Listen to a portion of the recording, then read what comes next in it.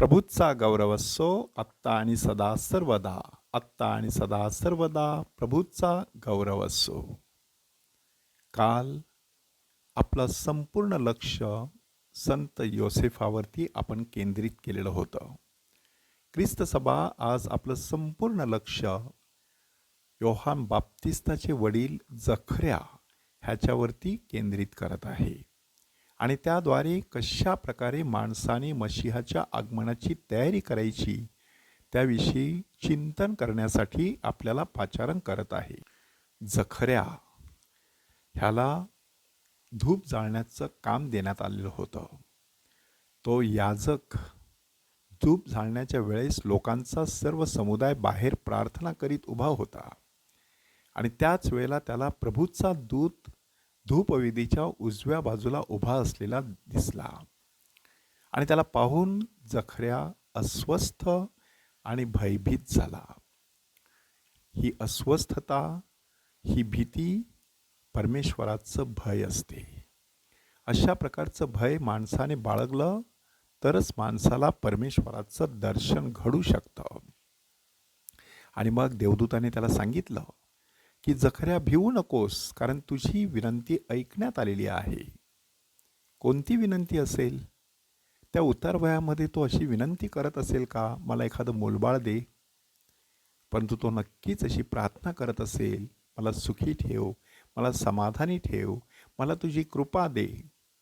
आणि तशा प्रकारची कृपा त्याला देण्यात येणार होती की तुझी पत्नी अलिशिबा हिच्यापासून तुला मुलगा होणार आहे, तू त्याचं नाव योहान असे ठेव. योहान म्हणजे कृपा, म्हणजे तुला अशी मोठी कृपा मिळणार आहे. आणि मग योहानाविषयी बरंचसं सांगण्यात आलेलं आहे. एकूण 4 गोष्टी सांगण्यात आलेल्या आहेत. पहिली गोष्ट आहे की त्याच्या जन्माने तुला आनंद होईल आणि उल्हास वाटेल आणि पुष्कळ लोक हर्ष करतील. 3 महत्त्वाचे शब्द: आनंद, उल्हास आणि हर्ष. ह्याचा अर्थ असा आहे की परमेश्वराच्या आगमनासाठी आपण आनंदाने, हर्षाने, उल्हासाने आपल्या मनाची तयारी करायला पाहिजे. दुसरी गोष्ट आपल्याला सांगण्यात आलेलं आहे योहानाविषयी की तो प्रभूच्या दृष्टीने महान होईल, द्राक्षरस आणि मद्य कधीच प्राशन करणार नाही, आपल्या मातेच्या उदरापासून तो पवित्र आत्म्याने परिपूर्ण होईल. ह्याचा अर्थ काय आहे? ह्याचा अर्थ असा आहे की तो ह्या जगातील कोणत्याही सुखामध्ये अडकून पडणार नाही. पवित्र आत्म्याचा आनंद हेच त्याचं खरं अंतिम सुख असणार आहे. आणि त्याने प्रत्यक्ष डोळ्याने पाहिलेलं होतं की पवित्र आत्मा कबुतरासारखा येशूवरती उतरलेला. म्हणजे अशा प्रकारे त्याच्या जीवनातील खऱ्या आनंदाचा स्रोत, सुखाचा स्रोत देखील ह्या ठिकाणी आगाऊ सांगण्यात आलेला आहे. तिसरी महत्त्वाची गोष्ट की इस्रायलच्या संतानातील पुष्कळांना त्यांचा देव प्रभू ह्याच्याकडे तो वळवेल.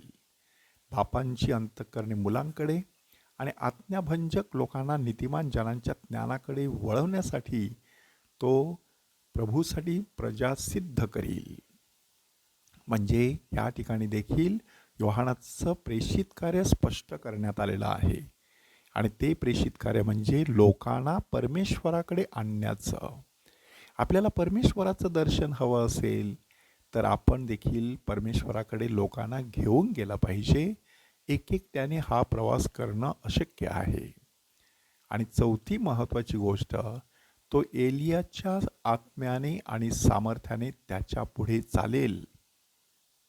म्हणून योहान बाप्तिस्त जेव्हा चित्रात आला तेव्हा काही लोकांना वाटलं हा एलिया आहे, हा संदेष्टा आहे, हा साक्षात मशीहा आहे. येशूने तर स्पष्टपणे सांगूनच टाकलं की येणारा एलिया तो हाच आहे. काय नक्की केलं त्या एलियाने? खऱ्या परमेश्वराचं दर्शन लोकांना घडवलं. त्याप्रमाणेच एलिया संदेष्टाच्या आत्म्याने आणि सामर्थ्याने खऱ्या परमेश्वराचा शोध घेत राहायचं आणि त्या परमेश्वराचं दर्शन जगाला घडवायचं.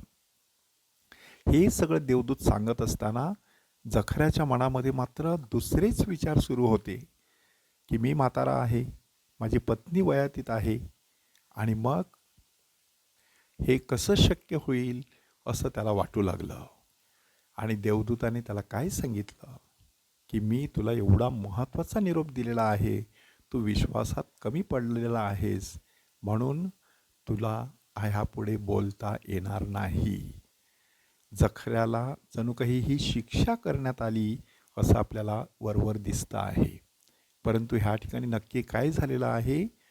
जखऱ्या आता अंतर्मुख बनलेला आहे, की जोपर्यंत बाळाचा जन्म होत नाही तोपर्यंत त्यांनी चिंतन करायचं आहे, की आयुष्यभर जोपासलेली श्रद्धा ऐन रणांगणाच्या वेळेला कामी येऊ शकली नाही. हे कसं झालं असेल? का झालं असेल? आणि मग जेव्हा बाळाचा जन्म झाला तेव्हा त्याची जीभ पुन्हा एकदा मोकळी झाली असं आपल्याला सांगण्यात आलेलं आहे. आपली जी श्रद्धा आहे ती श्रद्धा ऐन मोक्याच्या वेळेला कामास आली पाहिजे, त्यासाठी करावयाची असते सगळी आध्यात्मिक आणि धार्मिक अशी साधना. ती करण्यासाठी संत योहान बाप्तिस्ता ह्याच्या मध्यस्थीने आपल्याला देवाची कृपा मिळावी म्हणून प्रार्थना करूया.